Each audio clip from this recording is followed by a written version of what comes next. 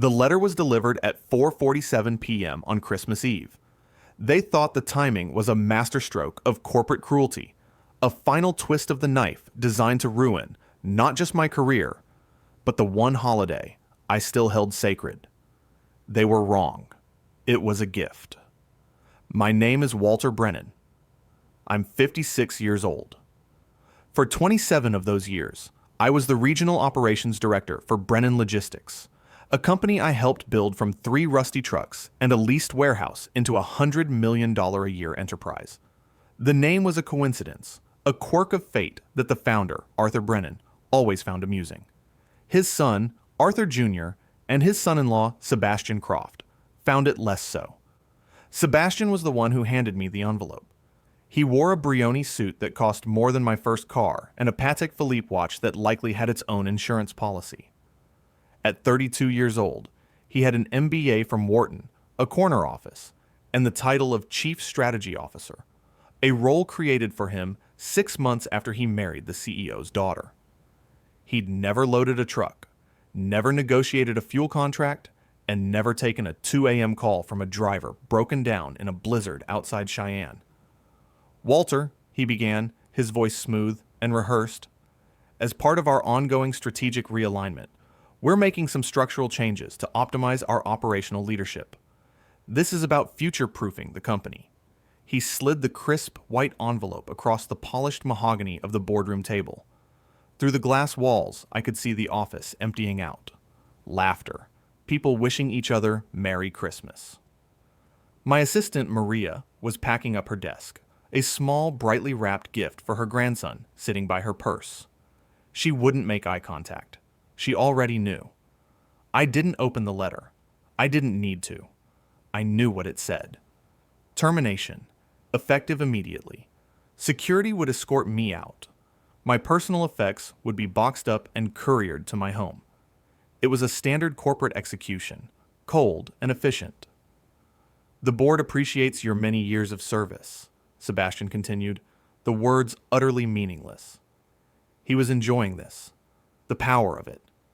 He saw me as a relic, a piece of old infrastructure that needed to be ripped out to make way for the new digital superhighway he was always talking about in meetings. The real reason was simpler. My annual performance bonus, tied to operational efficiency and profit margins, was due to be paid out on January 5th. This year, it was calculated to be $340,000. By terminating me before December 31st, the company, under his strategic guidance, would save that money. He probably already had a slide and a PowerPoint deck ready to go, showing his cost-cutting prowess to his father-in-law. Leadership. Tough decisions. I stood up. My movements were slow, deliberate. I picked up the envelope, feeling its weight in my hand. Sebastian leaned back in his chair, a small, triumphant smile playing on his lips. As security guard I didn't recognize, probably a contractor hired for the occasion, materialized by the door. But what Sebastian didn't know, what none of them knew, was that the piece of paper in my hand was worthless.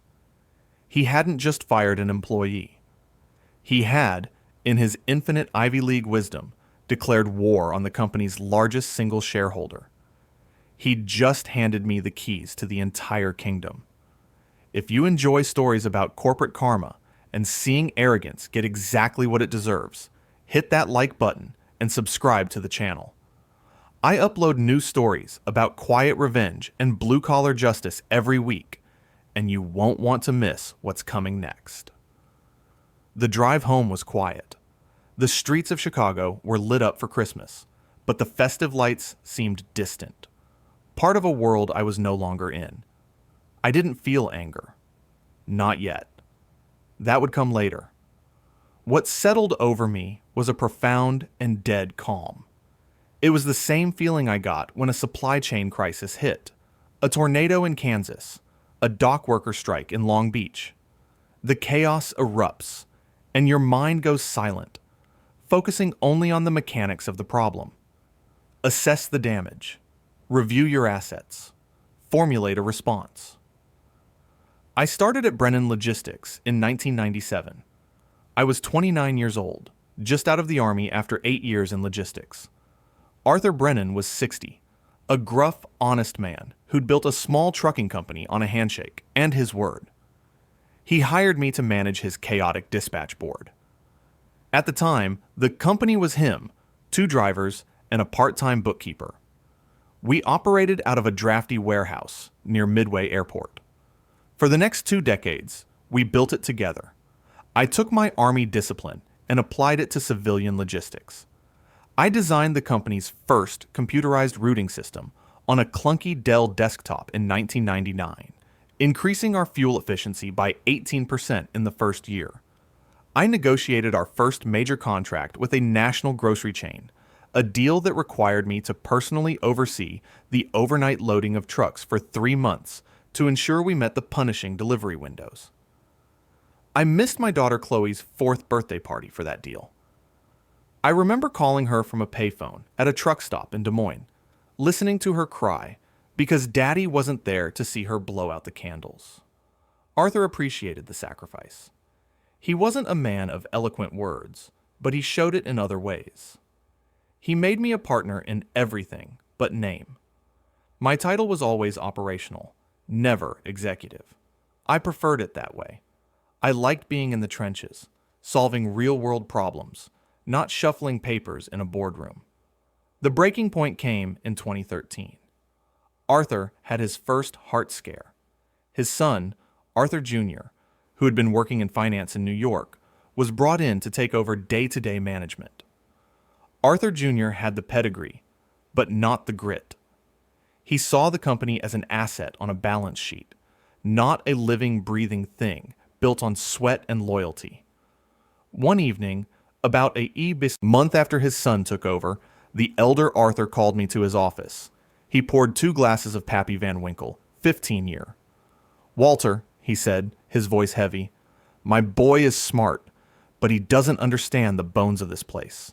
He sees numbers. You see the people, the trucks, the miles." He slid a folder across his desk. "I'm setting up a new deferred compensation plan. It's for you and a few of the other old guard. Each year, you can take your performance bonus in cash, or you can take it in company stock, valued at the time of the agreement. The stock is Class B, non-voting, for now, but it's real equity." He looked me dead in the eye. "Take the stock, Walter. Every year. Don't take the cash. One day, this paper will be worth more than gold. My family, they're good people, but wealth can make you careless. This protects you, and it protects the company from them."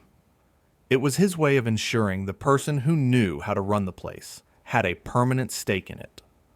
So, I did it. Every single year, for the next 11 years, I deferred my bonus.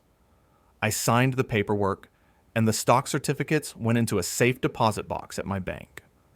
I lived off my salary, which was fair but not extravagant. I drove a 10-year-old Ford F-150. I put Chloe through Northwestern without taking on a single dollar of debt. I lived like a manager, not an owner. No one, especially not Arthur Jr. or his new son-in-law, ever bothered to look at the shareholder registry. They saw Walter Brennan, the loyal operations guy who'd been there forever. They didn't see the man who quietly held 38% of the company's equity. Sebastian Croft arrived 2 years ago. He was everything Arthur Sr. wasn't. He spoke in a language of buzzwords and acronyms learned in a classroom. He called our drivers delivery assets and our warehouses fulfillment nodes. He saw my experience not as a strength, but as a liability. "We can't be held hostage by institutional knowledge," he said in a meeting once, looking directly at me. "We need scalable, replicable systems that anyone can operate." He had no idea I had built the very systems he was talking about, and that their scalability depended on 1,000 tiny details and relationships that existed only in my head. His first major initiative was to optimize our less-than-truckload shipping network. He'd read a book about the gig economy and decided to replace our most experienced regional drivers, men who had been with us for over a decade, with a network of independent contractors managed by an app. He presented a beautiful PowerPoint filled with charts showing projected cost savings of 22%. I warned him. I told him our reliability was our brand. Our clients, major food and medical suppliers, paid a premium because they knew our drivers would move heaven and earth to get a shipment delivered on time. They knew our guys understood the routes, the receiving docks, the quirks of every warehouse manager from Miami to Seattle. He couldn't replicate that with an app. He dismissed my concerns. That's old world thinking, Walter. We have to embrace the future. The project was a catastrophe. Within 3 months, our on-time delivery rate plummeted from 99.7% to 84%. We lost 2 major clients, costing us $12 million in annual revenue. One of the contractors he hired was caught with a stolen load of pharmaceuticals. I spent the next 6 months painstakingly rebuilding the network, calling back the drivers we'd laid off, personally visiting clients to apologize and restore their faith. Sebastian never acknowledged his failure. In the year-end review, he framed it as a valuable pilot program that generated key learnings. Arthur Jr., eager to see his son-in-law succeed, backed him completely. That was when I knew my time was limited. They didn't want competence. They wanted compliance. They didn't want a partner. They wanted an employee they could eventually replace with a cheaper, younger model. I got home around 6:30 p.m. The house was quiet. Chloe was spending Christmas with her fiancé's family in Colorado this year. For the first time, I was glad she wasn't there to see this. I walked into my home office, a small room lined with bookshelves filled with manuals on logistics, transportation law, and diesel engine repair. I pulled out a heavy, 3-ring binder from the bottom drawer of my filing cabinet. The label on the spine, printed in my neat block letters, read, BL, Corporate. Inside were copies of every document that mattered. The original company and corporation papers from 1982, every annual report, and, most importantly, the company bylaws, ratified in 2005 and never amended. I flipped to the section on corporate governance. There it was. Section 14, Clause B. Termination of any officer or director holding an equity position of 5%, or greater shall require for its validation a majority vote of the full shareholder body at a duly convened meeting. Arthur Sr. had put that clause in himself. It was designed to prevent a hostile takeover or a palace coup by an outside investor. He never imagined it would be used to protect the company from his own family. Sebastian, in his haste and arrogance, had only read my employment contract. He hadn't read the bylaws. He saw me as an employee, subject to at-will termination. He failed to understand that my deferred compensation agreements made me something more. Each of those agreements, signed by Arthur Jr. himself, explicitly stated that the equity was granted in my capacity as an officer of the corporation. My 38% stake made me the second largest shareholder, behind only the Brennan Family Trust, which held 51%. The remaining 11% was split among a handful of senior managers and early investors, most of whom had started with Arthur Sr. and owed their careers to me. I took a deep breath. The calm was still there, cold and clear. This wasn't a matter of emotion anymore. It was a logistics problem, a series of steps to be executed in the correct sequence to achieve a desired outcome. My first call was to David Chen. David was a corporate lawyer I'd hired a few years back to help me with my estate planning. He was sharp, aggressive, and had the hungry look of a wolf who smelled blood. I'd met him through a mutual acquaintance from the Army. David had been a JAG officer. He understood chain of command and the importance of following protocol. I explained the situation. I could hear him typing as I spoke. I emailed him a scanned copy of the bylaws, my employment agreement, and the most recent deferred compensation contract. There was a long silence on the other end of the line. "Walter," he finally said, his voice a mixture of shock and glee. "They didn't. They couldn't be this stupid. They were, I replied. This isn't just wrongful termination, Walter. This is a material breach of corporate governance. By firing you without a shareholder vote, Sebastian acted outside his authority. The termination is legally void. More than that, his action constitutes a gross dereliction of his duties as an officer, potentially exposing the company to significant legal and financial liability. So, what's our first move? I asked.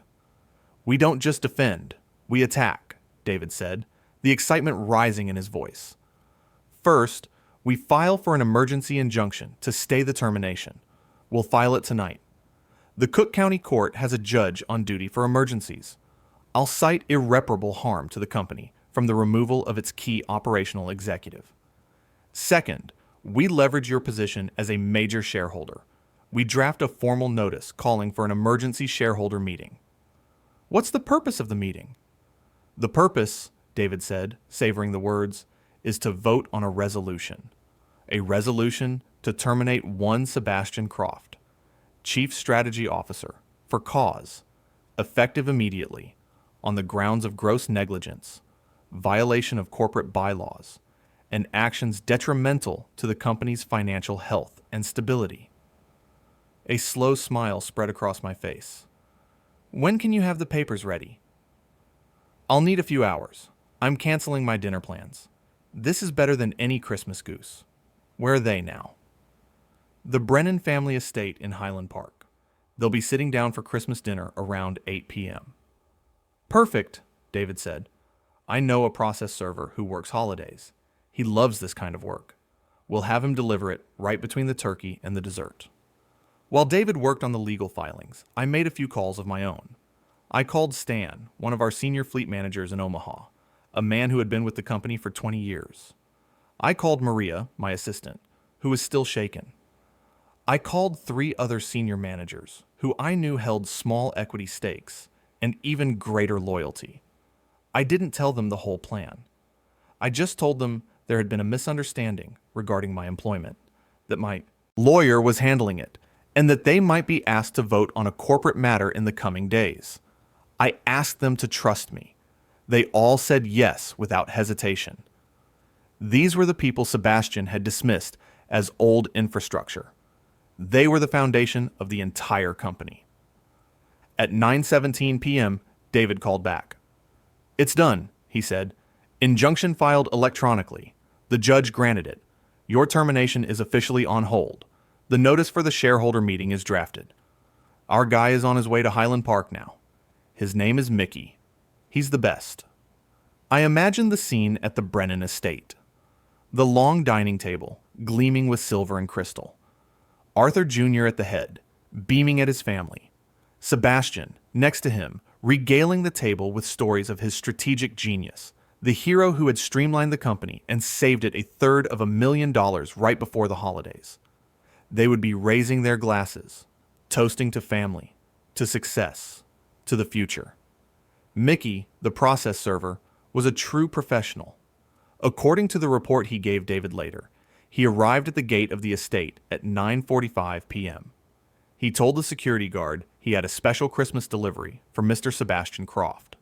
They let him through. He walked up to the grand front door and was let in by a housekeeper, who led him to the dining room. He entered the room just as dessert was being served. 20 faces turned to look at him. He walked calmly to Sebastian's chair. Sebastian Croft, he asked, his voice polite but firm. Sebastian, annoyed at the interruption, looked up. Yes? You've been served, Mickey said, placing 2 thick envelopes on the table next to Sebastian's plate of tiramisu. He then turned and walked out, the entire exchange taking less than 30 seconds. Silence descended on the room. Sebastian, his face a mask of confusion and irritation, picked up the first envelope. His wife leaned over to see. He tore it open. As he read the first page, the emergency injunction from a Cook County judge, complete with a case number and a judicial stamp, all the color drained from his face. "What is this?" Arthur Jr. demanded from the head of the table. "What's going on?" Sebastian was speechless. His hands were trembling slightly. He dropped the injunction and fumbled with the second envelope. This one contained the formal notice. Notice of Emergency Shareholder Meeting. The header read in bold capital letters. Pursuant to Section 8 of the Brennan Logistics Corporate Bylaws, notice is hereby given of an emergency meeting of all shareholders of record to be held on December 27th. The sole agenda item for this meeting will be a binding vote on the following resolution. Be it resolved that the employment of Sebastian Croft, Chief Strategy Officer, be terminated for cause, effective immediately. He continued reading, his eyes growing wider with each line. The notice was signed at the bottom. Walter Brennan, shareholder, holding 38% of issued stock. The room erupted. Sebastian's wife started crying. Arthur Jr. snatched the papers from his son-in-law's hand, his face turning a dark shade of red as he read. 38%? What is this nonsense? He's an employee. But the notice included copies. Copies of every deferred compensation agreement, each one signed by Arthur Jr. himself. His own signature, over and over, confirming the transfer of equity year after year. He had signed the documents without ever understanding what they meant. He had armed the man his son-in-law had just tried to destroy. The turkey grew cold on their plates. Christmas was officially over. The emergency shareholder meeting was held via Zoom on the morning of December 27th. I dialed in from my home office, wearing a simple button-down shirt. No tie. David Chen was on the call with me, his camera off, but his voice in my ear via a separate line. They all appeared on screen, one by one. Arthur Jr., looking like he hadn't slept in 2 days. His wife, his daughter, her eyes red from crying, and Sebastian. He was wearing a suit, trying to project an air of authority, but the panic in his eyes was unmistakable. The other shareholders, my old colleagues, dialed in from their own homes, their faces grim and determined. Arthur Jr.'s lawyer, a man from a big downtown firm, spoke first. He blustered about improper procedure and shareholder coercion. David Chen calmly dismantled his arguments one by one, citing the bylaws chapter and verse. The law was clear. The procedure was correct. Finally, it was time to vote. I was recognized as the chair of the meeting, by virtue of initiating the motion. We are here to vote on a single resolution, I said, my voice steady. The termination of Sebastian Croft for cause. All in favor? I raised my hand. On the screen, I saw 4 other hands go up immediately. Stan from Omaha, 2 of the other senior managers, and Paul, one of the original investors, a man in his 70s who had trusted Arthur Sr. with his life savings 40 years ago. My 38% plus their combined 11% made 49%. We were close. There was a tense pause. Then, a 6th hand went up. It was Maria, my assistant of 15 years. Arthur Sr. had gifted her a small 2% stake in his will as a thank you for her loyalty. It was a fact the family had conveniently forgotten. She looked directly into her camera, her expression unyielding. 51%. A new majority had been formed. The resolution passes, I announced into the silence. Sebastian Croft's employment with Brennan Logistics is terminated, effective immediately. HR will contact you regarding the return of company property. Sebastian just stared, his mouth slightly open. He looked at his wife, at his father-in-law, searching for help. But their power had vanished. It was just paper now, worthless in the face of a new reality. He clicked off his camera without a word. But I wasn't finished. The next order of business, I continued, is to address the leadership vacuum created by recent events. I propose a second resolution, to remove Arthur Brennan Jr. as Chief Executive Officer on the grounds of mismanagement and failure of fiduciary duty, and to appoint a new interim CEO to stabilize the company. Arthur Jr. sputtered. You can't do that. This is my family's company. It stopped being just your family's company a long time ago, Arthur, I said, my voice still calm. It belongs to the shareholders, and the majority of shareholders have lost confidence in your leadership. I nominate myself as interim CEO. All in favor? Again, the hands went up. 51%. It was over in less than 15 minutes. The dynasty had fallen. The aftermath was swift and decisive. Sebastian was escorted from the building the same day. His company-issued MacBook Pro was wiped, his access cards deactivated. His BMW M5, which was on a company lease, was picked up from his driveway the next morning. He received no severance, no golden parachute. His actions constituted a for-cause firing, nullifying any such clauses in his contract. His wife, seeing that the family money and power he'd married into was now gone, filed for divorce within 3 months. The prenup he had insisted upon, designed to protect her family's wealth from him, now worked perfectly, leaving him with virtually nothing.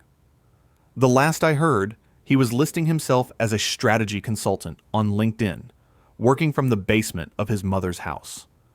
Arthur Jr. was allowed to keep a seat on the board, a courtesy to his father's memory, but he held no operational role and no executive title.